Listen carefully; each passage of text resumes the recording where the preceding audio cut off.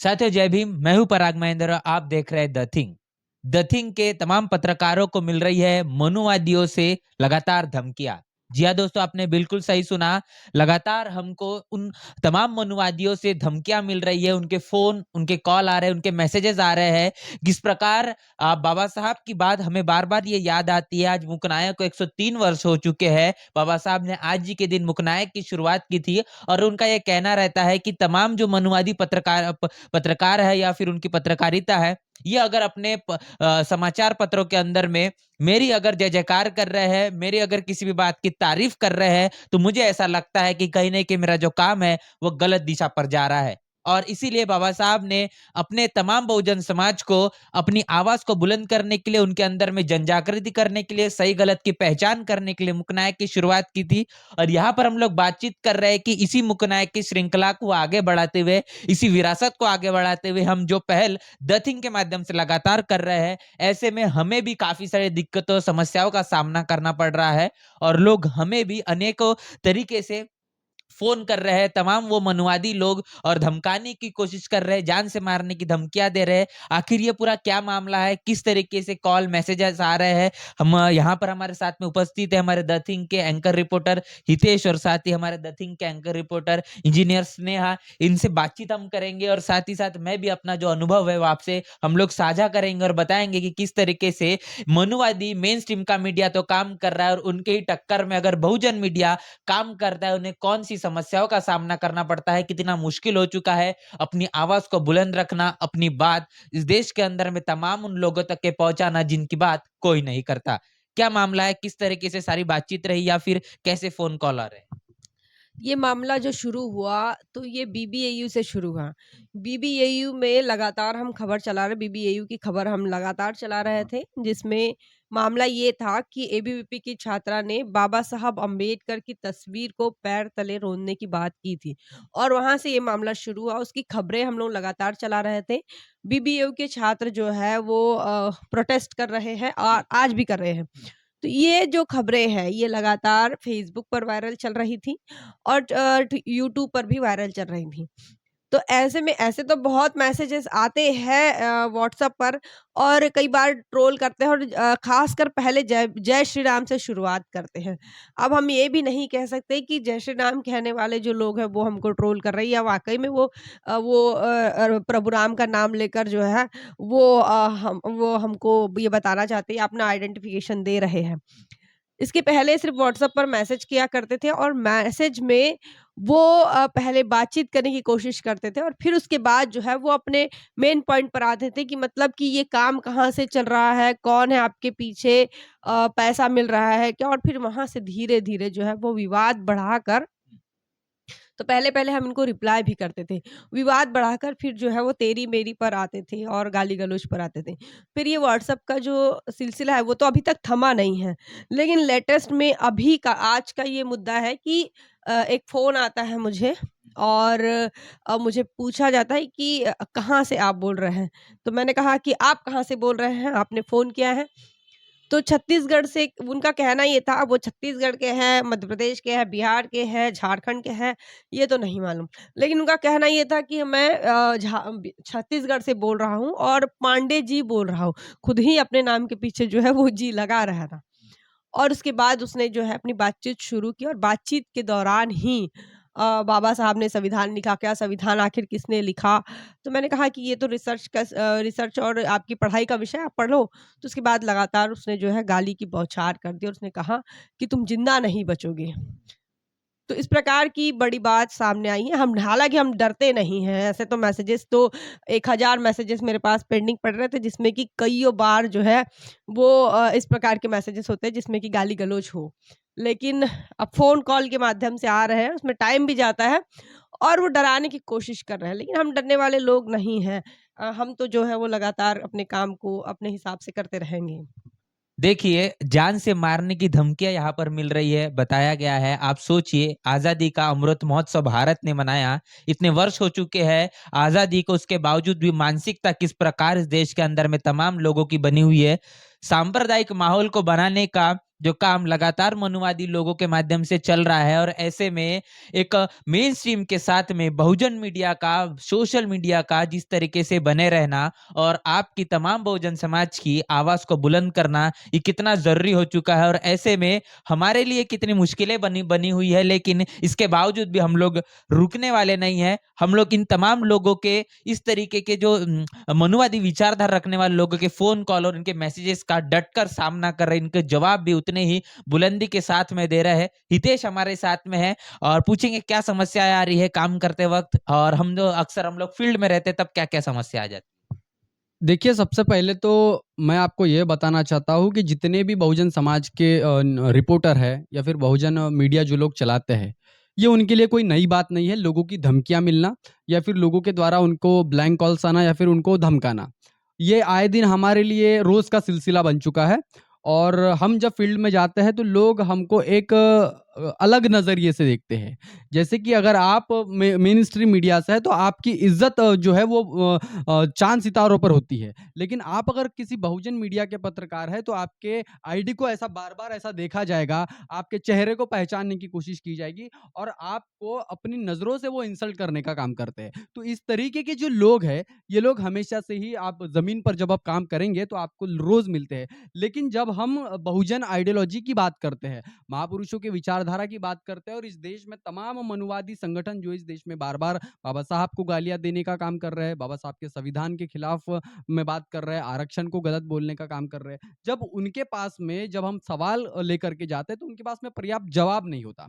तो जब व्यक्ति के पास में जवाब नहीं होता, तर्क नहीं होता, तब वो गालियों की बौछार करता है, गालियों की भाषा करता है और ऐसे लोगों से निपटना हमको बहुत अच्छी तरीके से आता है। तो आज ये हमारे साथ में पहली बार नहीं हुआ है, लेकिन आज हम ये साझा इसीलिए आपके साथ में कर रहे हैं कि बहुजन मीडिया में काम करना कितना वाक़ई में कितना मुश्किल है। जिस तरीके से बाबा साहब अम्बेडकर भी खुद बोलते थे कि आपको अपनी बात रखने के लिए आपके खुद की मीडिया होना चाहिए, आपका खुद का न्यूज़पेपर होना चाहिए, आपके खुद के टीवी चैनल्स होना चाहिए।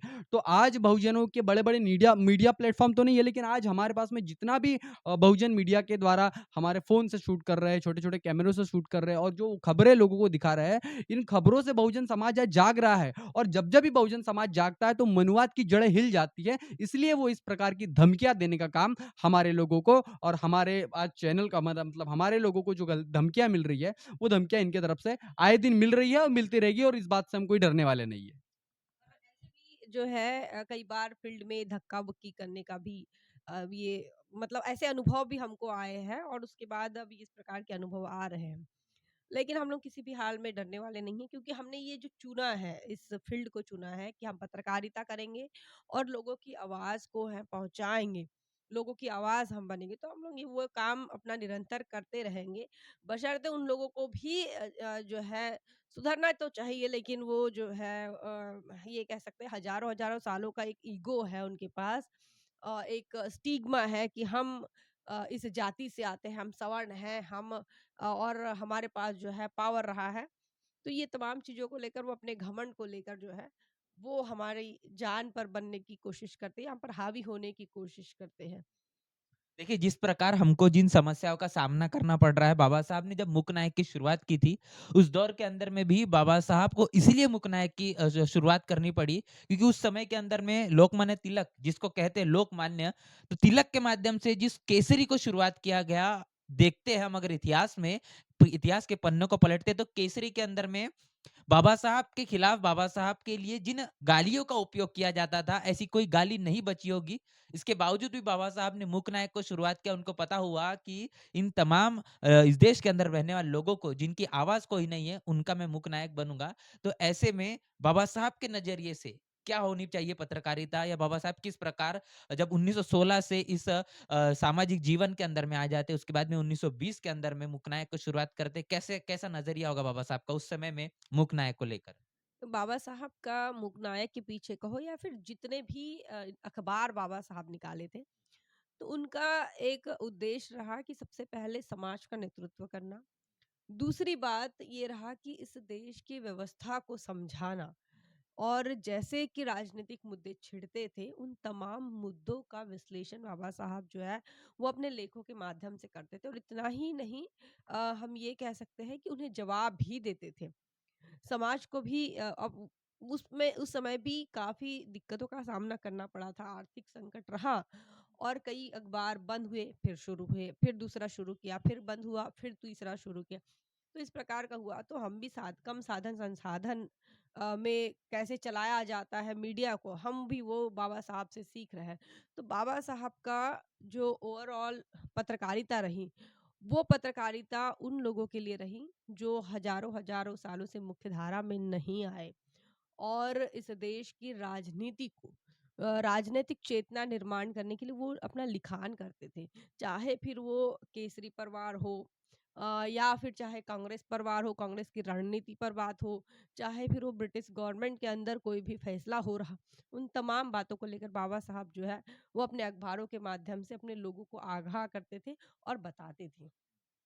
अभी जिस प्रकार हम देख रहे हैं कि मूकनायक बाबा साहब ने शुरुआत किया, तमाम पत्रिकाएँ शुरुआत की, समाचार पत्र निकाले, पाक्षिक निकाले। द थिंग के माध्यम से जो हम काम कर रहे हैं, हमको अभी ये तो एक एक प्राइवेट प्लेटफ़ॉर्म है। द थिंग अगर आने वाले भविष्य में अगर तमाम बहुजन समाज का तो हमें समर्थन लगातार मिलते रहता है, लेकिन एक ऐसा मौका आ गया कि द थिंग को बंद करना पड़े, अब द थिंग बंद हो जाता है, तो फिर हमारा क्या स्टैंड होगा? हम रुक जाएँगे? नहीं, हम रुकने वाले नहीं हैं। तो द थिंग कोई पहला और आखिरी जो मीडिया नहीं है। इसके पहले भी कई बहुजन मीडिया के तौर पर हमारे सामने आए हैं और अनेक जो है अभी भी आज के तादाद में बहुजन मीडिया जो है और भी ज़्यादा सक्षम हो रहा है। मैं तमाम अपने सब्सक्राइबर को हम बता दें और बताना चाहूँगी और विश्वास दिलाना चाहूँगी कि जिस विश्वास के साथ आप लोग हमारे साथ बने हुए हैं, हम इसी विश्वास के साथ, इसी हिम्मत के साथ हम मनुवादी ताकतों से लड़ते रहेंगे और संघर्ष करते रहेंगे। चाहे इसके लिए इसे बंद करना पड़े और दूसरा भी शुरू करना पड़े या फिर जो भी कोई हमें लगेगा कि समय के साथ-साथ आपके साथ बातचीत करने के लिए या फिर समाज की बात करने के लिए क्या माध्यम हो सकता है, वो हर माध्यम जो है, वो हम अपनाने की कोशिश करेंगे। क्या लगता है हम लोग इन मनुवादी मीडिया के सामने में कितना कम्पीट कर पा रहे हैं? कितना उन लोगों तक के पहुँच पा रहे हैं जिनके जिनके पास में हमारी आवाज़ पहुँचना चाहिए? देखिए ऐसा है कि आज हमारे जितने भी सब्सक्राइबर हैं और फ़ेसबुक में जितने भी फ़ॉलोअर्स हैं, इन सब्सक्राइबर और फ़ॉलोअर्स के माध्यम से जो लाखों के व्यूज़ हमको मिल रहे हैं, तो इससे पता पड़ रहा है कि जो लाखों के व्यूज़ मनुवादी मीडिया को मिलते हैं, वो लाखों लोग तो हमको भी देख रहे हैं ना। तो उनको भले ही उनका फ़ौज-फाटा हमसे बड़ा हो, लेकिन दुश्मन की जो ताकत है ना, वो हमारे ध्यान में है, लेकिन हमारी भी ताकत उनसे कहीं अधिक उसकी तुलना में है और हम उसके लिए हमेशा से ही जो है डटे हुए हैं, काम कर रहे हैं। आपने देखा होगा कि सिर्फ़ कुछ दिनों में ही जिस तरीके से द थिंक अपनी ऊँचाइयों को छू रहा है, जिस तरीके से लोगों का हमको प्यार मिल रहा है, सपोर्ट मिल रहा है, तो ये लोग हमको प्यार कर रहे हैं। और जिस तरीके से आप अगर मानवतावाद की बात करोगे, आप अगर बहुजनों के सम्मान की बात करोगे, संविधान की बात करोगे और महापुरुषों की विचारधारा की बात करोगे, तो आपको पता पड़ेगा कि 85% लोग इस देश में रहते हैं जो कि बहुजन समाज से आते हैं। और 85 बनाम 15 का जो फ़ॉर्मूला है, ये हमेशा से ही 15 को जो है खाते जा रहा है और ये हमेशा से ही वो लोग दबाने की कोशिश कर रहे हैं, लेकिन दबेगा नहीं। क्योंकि जब-जब भी बाबा साहब ने 2 कदम पीछे लिए थे, तो लंबी छलांग मारने के लिए बाबा साहब का हमेशा से ही कदम रहा है और इसी बात को लेकर के हम बाबा साहब को याद करते हैं। बाबा साहब के मुकनायक के ऊपर आज हमने जो द थिंक की विचारधारा है, इसी को आज हम चला रहे हैं और ये हमेशा ही निरंतर चलती रहेगी। चाहे दुश्मन कितना भी ताकतवर क्यों ना हो, हम उससे कम नहीं है। ये तमाम मनुवादी लोगों से जो लगातार धमकियाँ मिल रही, इनको क्या चेतावनी देना चाहेंगे हमारे चैनल के माध्यम से? मैं चेतावनी नहीं देना चाहूँगी, लेकिन वो लोग अपना काम कर रहे हैं।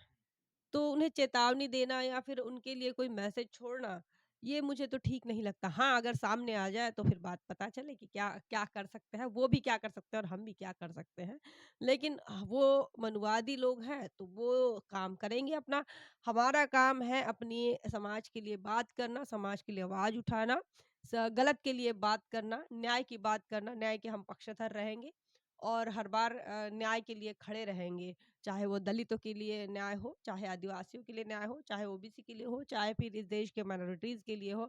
और अगर अगर समता प्रेमी हैं, तो उनके भी सम्मान में हम लोग खड़े रहेंगे। बात यही रहती है कि क्या वो न्याय के पक्षधर है, क्या वो समानता के पक्षधर है। लेकिन हम लोग जो है अपना काम करते रहेंगे। हमें जो है बुद्धा से प्रेरणा मिलती है और तमाम महापुरुषों से हमको प्रेरणा मिलती है। तो हम लगातार उनके प्रेरणा लेकर उनसे प्रेरणा लेकर लगातार अपना काम जो है अपनी सीधी लाइन चलते रहेंगे। तो यहाँ पर हमें जो सीधी बातचीत की हमारे एंकर रिपोर्टर्स से, जो हमारे द थिंग के लगातार काम कर रहे बहुजन समाज में तमाम तबकों तक जाकर आपकी जो आवाज़ है वो आपके आपके तक पहुँचाने की कोशिश कर रहे हैं। तमाम मनुवादी मीडिया के ही तुलना में बहुजन मीडिया भी आज काम कर रहा है। जो डिजिटल मीडिया के अंदर में 10% जो भागीदारी इस देश के अंदर में बहुजन समाज की बढ़ी है, ये भी एक बहुत एक आश्चर्यजनक भी बात है और एक बहुत गर्व करने वाली बात है। ये तमाम मनुवादी लोग जिस प्रकार द थिंग के तमाम पत्रकारों को धमकाने की कोशिश कर रहे हैं, बहुजन समाज के तमाम पत्रकारों को धमकाने की कोशिश कर रहे हैं। आने वाले भविष्य के अंदर में मान्यवर कांशीराम साहब ये कहते हैं कि 21वीं सदी हमारी है। इन तमाम लोगों से इस प्रकार अगर हम डरते रहेंगे तो हम आर्टिकल 19 और अपनी आवाज को हम बुलंद नहीं कर पाएंगे। और यही चाहते हैं कि इस देश के अंदर में समता, स्वतंत्रता, बंधुता और न्याय को तो मानने वाले जो लोग हैं ये डर में रहे और सांप्रदायिक माहौल लगातार इस देश के अंदर में बना रहे। लेकिन इस देश के अंदर में हम जिन महापुरुषों की विचारधारा को मानते फॉलो करते हैं, उनका यह मानना है कि यह आंदोलन सकारात्मक है और सही को सही, गलत को गलत, चाहे विपरीत कितनी भी परिस्थितियां हो, इसमें बुरी बुलंदी के साथ में कहना, यही इनका सिद्धांत रहा है। आप इस पूरे मामले को लेकर, इस पूरी बातचीत को लेकर आपका क्या कहना है? जिस प्रकार हमें धमकियां मिल रही है, इसको लेकर आपका कितना साथ सहयोग हमारे साथ में है? कमेंट बॉक्स में आपकी प्रतिक्रिया हमें जरूर बताएं। बने रहे द थिंग के साथ, तब तक के लिए जय भीम, जय भारत। बहुजन विचारधारा को घर घर तक पहुंचाने के लिए हमारे YouTube चैनल को सब्सक्राइब करें, लाइक करें, कमेंट करें, शेयर करें और बेल आइकन की घंटी दबाना ना भूलें।